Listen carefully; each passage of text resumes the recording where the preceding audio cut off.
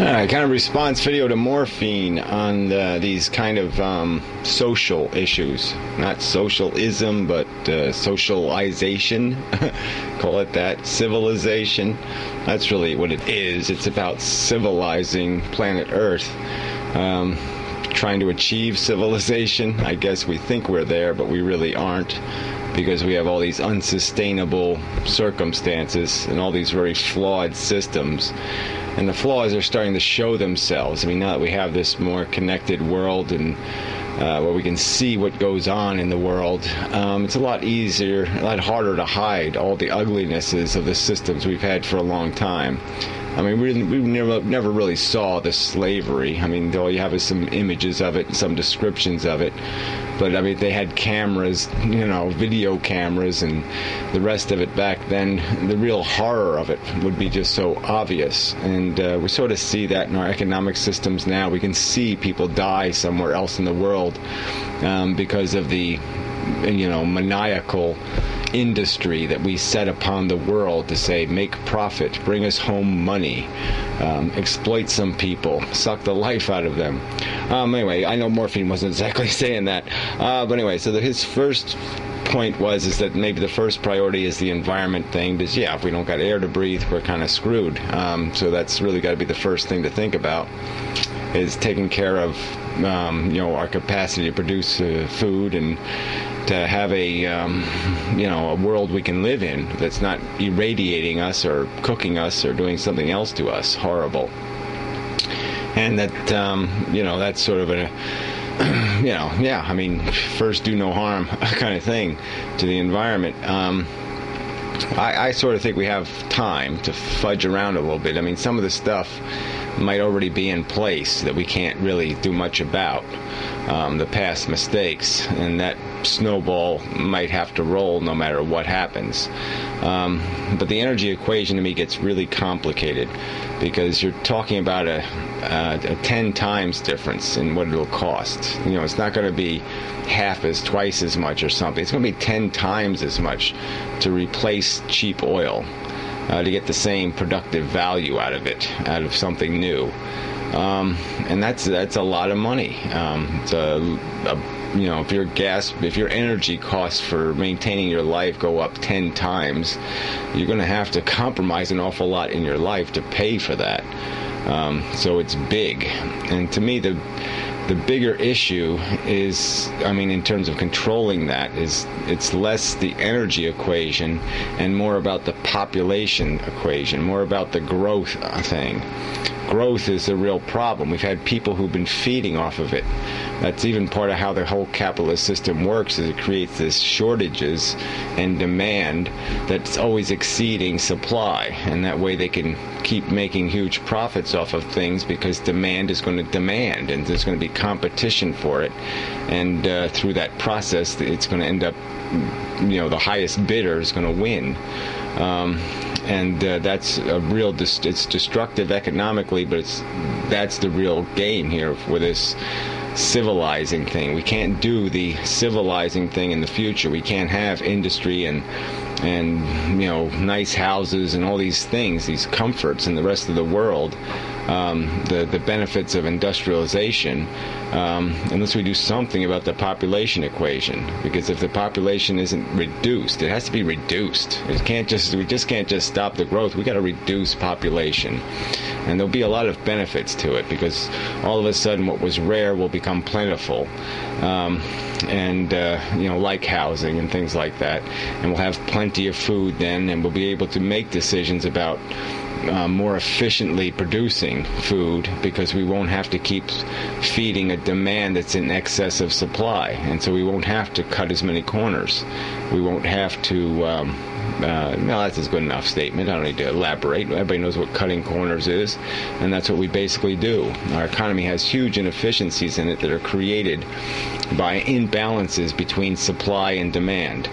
And another way of looking at it is when you get to the number 2 issue is the wealth equations, and how we distribute it, or how we structure the incentives in this system we have. And to me, it's not that hard to understand what it is, how you want the system to be. I mean, money and wealth is basically an incentive carrot, and so you have these carrots, and you have a whole bunch of horses, and you want to get as much work as you can out of the horses, but you don't want them to be starving. You don't want desperation to be driving them. You want them just to have the incentive to chase after a carrot, not because they're desperate, but just because they're hungry. So if you distribute those carrots in a rational manner, based on what the horses need individually, I think you're going to get more productive horsepower out of your team of horses. But if you foolishly decide that, well, these are my best horses, they're genetically the best, or they're the prettiest color, or some other bullshit reason, and then you pile all the carrots in front of those horses and none for the other horses, you're not going to get the most you can out of those horses. You're not going to create the most incentive, and you're not going to create the most productivity, the most work, because half of them are going to be starved and panicked and upset and distracted and a lot of other things that aren't going to be conducive to them doing what you need for your society to get the most out of them. And that really is the bottom line. I mean, we want people to be productive. I mean, it's a necessity of our existence that we sacrifice something to the civilization, that we give it something, and we're not going to do that without incentive. Incentive's a powerful mechanism to get us to do that, personal incentive. I think there's plenty of people that are also capable of doing it without the incentive, just out of principle, because they understand it's the right thing to do. They want to be productive just because it makes them understand that their own life is more valuable, that they can be more satisfied about their existence if they were a contributor rather than a consumer. But even without that, like I said, if you're going to look at it in some sort of social microcosm, experimental, whatever, rat mazy kind of way, if we're going to look at human race like that, we certainly can balance this maze a lot better to make the rats much more productive, to make it more efficient, to take the friction out of it, the useless competition, the waste. And most of that's created because of the mechanisms we've created, because we have all these incentive carrots floating around in between all this 3% or 4% or 5% of people. And they're just trading all this crap and making decisions that don't have anything to do with the social interest. They just have to do with scheming the system. I just had a guy call me today, a stockbroker, and he's wasted a half hour of my time, which I didn't mind because I know I'm fucking him by letting him talk to me. Because he's under the delusion that I'm a wealthy man. And it's just such a fascinating conversation, because all he's talking about is how he can game the oil and gas market, and that how he can leverage $10,000 into $1 million and buy gas, and it's guaranteed to go up, and he's guaranteeing profit, and as long as it goes up 22 cents, you're guaranteed 300% on your return on your money and all this other crap.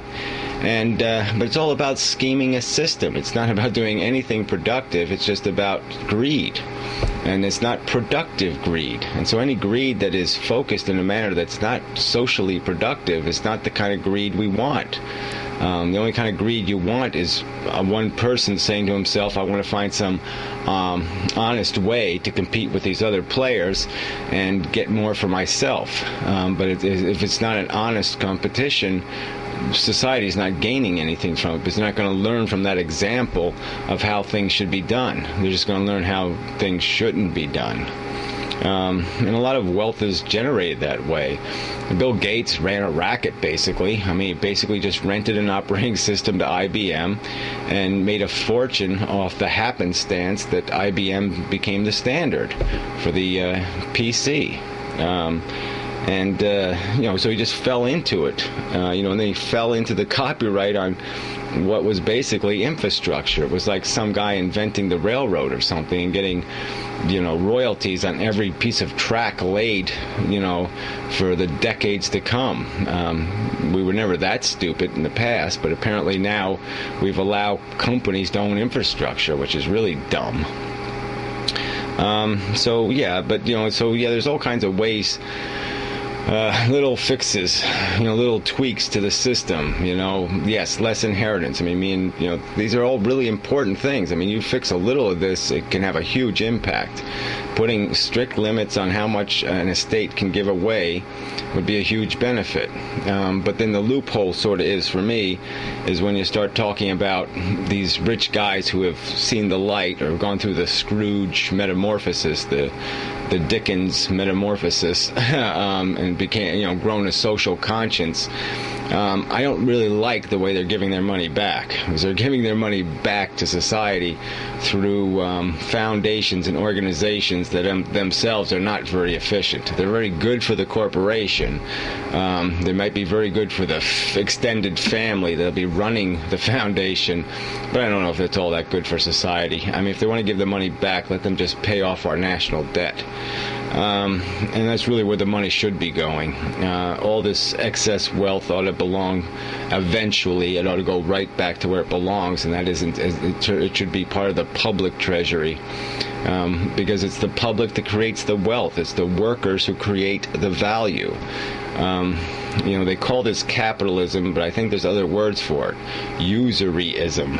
Okay, it's about who owns and how much interest they demand from their ownership. It's exploitanism. It's about finding desperate people, getting them to work for a loaf of bread, because that's, getting them to work so they can survive. Taking advantage of the fact that they don't really have a choice, that they can't negotiate for a fair contract.